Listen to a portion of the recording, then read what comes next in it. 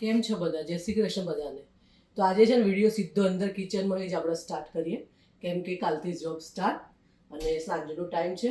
મંડે છે આજે, પણ એક એક્સ્ટ્રા રજા હતી, આગળનો વિડીયો જોયો હોય તો આજે સીધી રસોઈ ટાઈમ થઈ ગયો છે ઓલમોસ્ટ, એટલે ફટાફટ બનાવવા મળીએ.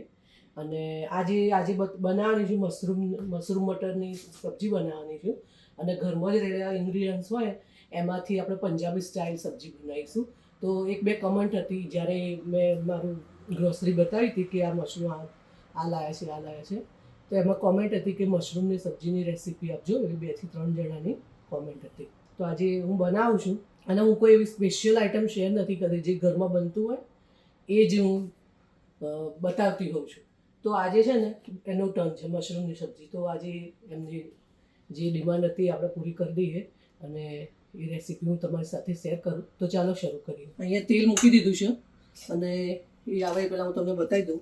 એક તમાલપત્ર લીધું છે, એક તજનો નાનો ટુકડો, 3 લવિંગ છે, એક ઇલાયચી અને એક લાલ મરચું છે. કરીએ આપણે એને નાખીને જીરું નાખીશું ચપટી.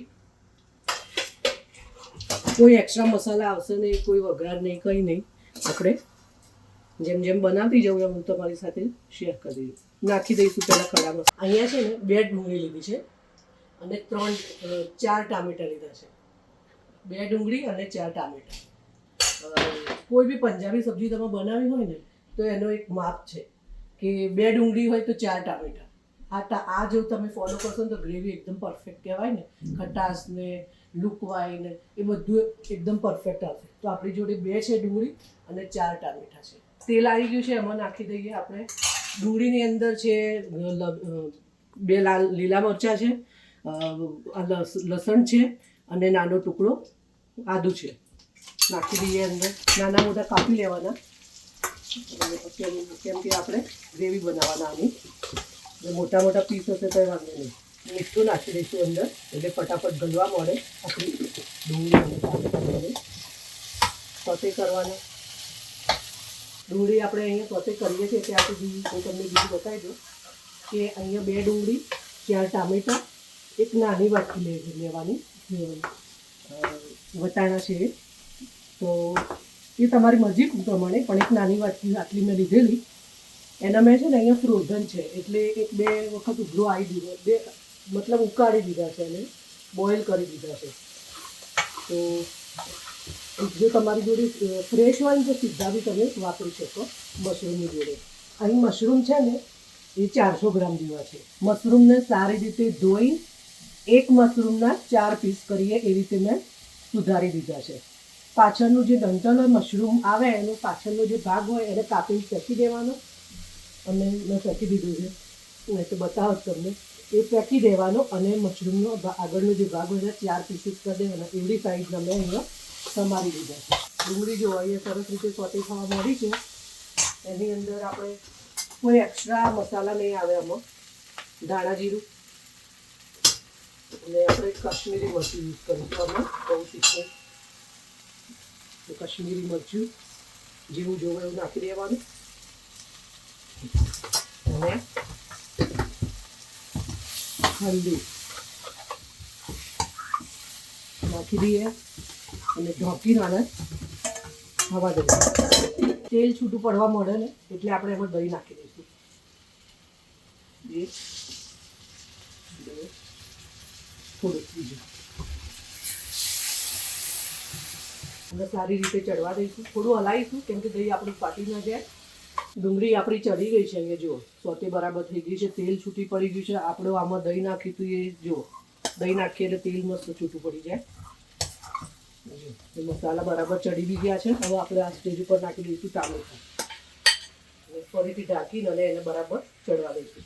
ઉતાળ નહીં કરવાની ગ્રેવી માટે. જ્યારે તમે આ તૈયાર કરતા હોય ને એટલે પછી તેલ બરાબર છૂટવા દેવાનું અને બરાબર મસાલા સોતે થવા દેવાના, એટલે એનો ટેસ્ટ આપોઆપ આવે. આ જે મશરૂમ છે બટર મશરૂમ છે. બજારમાં ઘણા પ્રકારના મળતા હોય છે મશરૂમ, જે તમે વાપરતા હોય, પણ આ બટર મશરૂમ છે જે અમે વાપરીએ છીએ અને જેની સબ્જી બનાવીએ છીએ. અને આ જ અમે લાવીએ છીએ. અને જુદા જુદા મળતા હોય છે કે રીતે ત્યાં કયા મળે ઇન્ડિયામાં એ તો ખબર નહીં. મસાલા બરાબર સોતે થઈ રહ્યા છે, હજુ થયા નથી.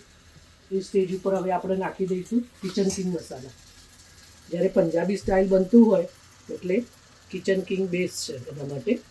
મને પર્સનલી ગમે છે એટલે. અને એ જો ઘરમાં હાજર ના હોય તમારી જોડે તો તમારે જે બી આપણો ગરમ મસાલો હોય છે રેગ્યુલર એ બી તમે યુઝ કરી શકો. સેમ જ બને એમ, એવું નહીં. એટલે આમાં થોડો ટેસ્ટ વધારે મજા આવે છે કિચન કિંગનો, પણ જે બી ગરમ મસાલો હોય એનું બી સારું જ બને છે, તો તમે એ બી યુઝ કરી શકો. અહીં આપણે આ થાય છે ને ત્યાં સુધી અંદર એક ઘૂંટડો પાણી રેડી, અંદર મસાલા આપણા બળી ના જાય, કેમ કે હવે લગભગ થઈ જવા આવ્યું છે એટલે વધારે નહીં નાખવાનું. એક ઘૂંટડા જેટલું પાણી નાખવાનું, જોઈ લો, અને એને સરસ સોતે થવા દેવાનું. અહીં આપણી જે ગ્રેવી બનાવવાનો છે એ સામાન બધો રેડી થઈ ગયું છે. જો તેલ છૂટી ગયું છે આપણું, દેખાય છે, મસાલા પાકી ગયા છે, આપણું તેલે છૂટી ગયું છે. હવે આને આપણે કરી દઈશું બંધ અને થવા દઈશું ઠંડુ, કેમ કે ગરમ ગરમ મિક્સરમાં નાખીએ તો શું થાય તમને ખબર હશે.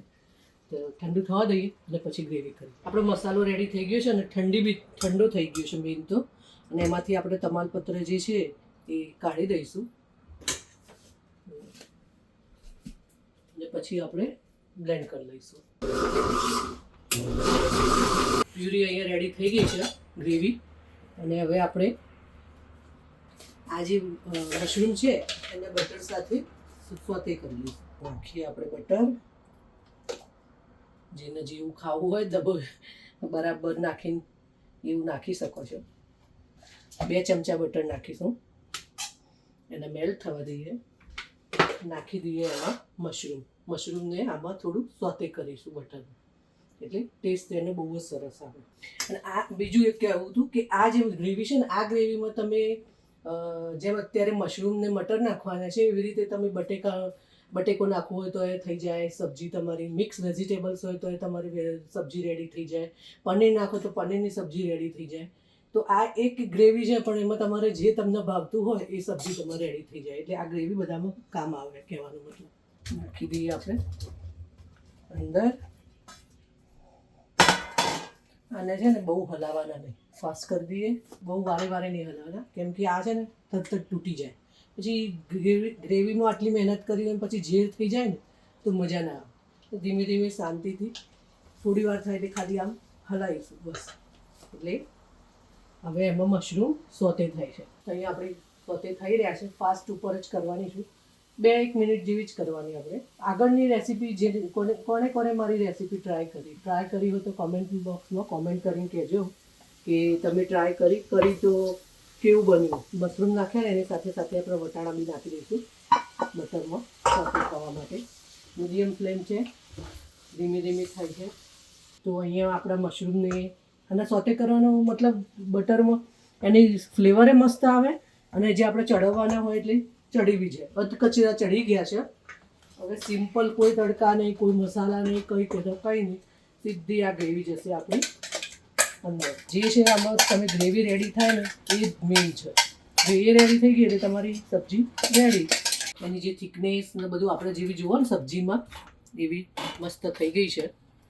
અને આ જે છે એને આપણે આમ કરી અને ઘૂંટું પાણી છે એ નાખી દઈએ. આની અંદર હજુ એક ઇન્ગ્રીડિયન્ટ બાકી છે, કસૂરી મેથી ચપટી જ લઈશું, આવી રીતે નાખી દેવાની. આપણી સબ્જી હવે એમાં તેલ છૂટે અને જે બટર નાખ્યું છે એ બટર છૂટે એટલે આપણી સબ્જી રેડી છે. એક બાજુ આપણી સબ્જી ધીમા તાપે થઈ રહી છે, એકદમ ધીમી છે, રેડી જ છે. હવે તેલ છૂટે એટલે આપણે એને બંધ કરી દઈશું. ત્યાં સુધી હું લોટ બાંધું. લોટમાં આજે મીઠું,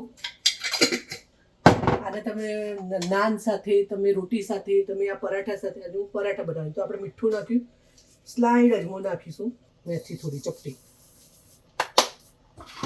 અને એક ટોપલી તેલ નાખીશું અને બાંધી દઈશું લોટ. લોટ આપણો બંધાઈ ગયો અને 5 મિનિટ સુધી આપણે 5-10 મિનિટ પડી રહેવા દઈએ. ત્યાં સુધી આપણે સબ્જી જોઈ લઈએ. સબ્જીમાં જુઓ સરસ મજાનું હવે ઓઇલ, પેલું જે આપણે શેકતી વખત ઓઇલ નાખ્યું હતું અને પછી બટરમાં મશરૂમને તે છૂટી છે. અને એમાં આપણે એક જ ઇન્ગ્રીડિયન્ટ બાકી છે, આપણે હવે બંધ કરી દઈએ. સરસ મજાનું ચડી ગયું છે. નાખી દઈએ દાણા. તો આવી રીતે તમે ઘરે બનાવી જોજો સબ્જી, ખરેખર બહુ મસ્ત મળશે. જે મશરૂમ કોઈ દિવસ નહીં ખાતું હોય એ બી ખાતું થઈ જશે. અને છોકરાને તમે આ રીતે પંજાબી સ્ટાઇલ બનાવીને આપો એટલે છોકરાઓ હોય નાના ઘરમાં એ બી ખાઈ લેશે. જો કોઈ બી ચંતુપાત વગર. આને તમે રાઈસ સાથે એક સમય સર્વ કરો ને, જીરા રાઈસ જોડે બનાવી દો તો બી તમે આનો એને કરી કહો કે સબ્જી કહો કે જે તમે એ રીતે લઈ શકો એના વાપરી શકો છો. તો એકદમ ડિલિશિયસ સબ્જી આપણી રેડી છે. જોડે પરાઠા બનાવવાના છે. પરાઠો બી તમને એકાદો વણીને તમને બતાવું, જે અહીંયા સ્ટુડન્ટ હોય એમને કામમાં આવે. તો આજે પરાઠો બી વણવાની અને તમને તમારી સાથે શેર કરું. આપણું સબ્જી રેડી છે. અહીંયા આપણે પરાઠા બનાવવાને સ્ટાર્ટ કરી દીધા છે. આ પરોઠાનો લોટ કેવો છે? રોટલીના લોટ જેવો જ. સ્ટુડન્ટ કોઈને બનાવવું હોય તો ખ્યાલ આવે એટલા માટે કહું છું.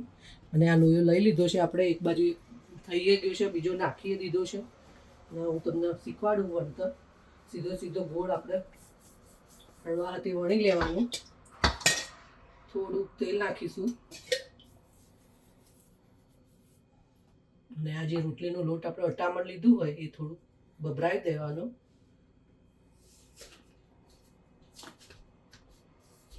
અને એને હળવા હાથે વણી લેવાનું.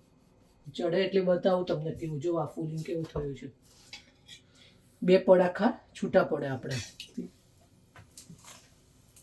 પરોઠો આપણો ચડી ગયો છે. અને જો આ રીતે 2 જે આપણે ડબલ પડવાળી રોટી બનાવતા હોય ને એ રીતે આ રીતે પછી છૂટો પડી જાય. આપણે જે તેલ લગાવીને નાખ્યો હોય ને આપણે લોટ એટલે સરસ મજાના પરાઠા અહીંયા રેડી છે. અને હવે ફટાફટ 2 બાજુ 2 ગેસ ચાલુ થઈ જશે અને ફટાફટ પરાઠા બનવાના ચાલુ થઈ જશે. કેમ કે વાગી ગયા છે ઓલમોસ્ટ 8. એટલે આજની રેસીપી કેવી લાગી તમને? જો થોડી ગમી હોય તો લાઈક, શેર અને કમેન્ટ કરજો. અને મળીશું ફરીથી. Bye bye.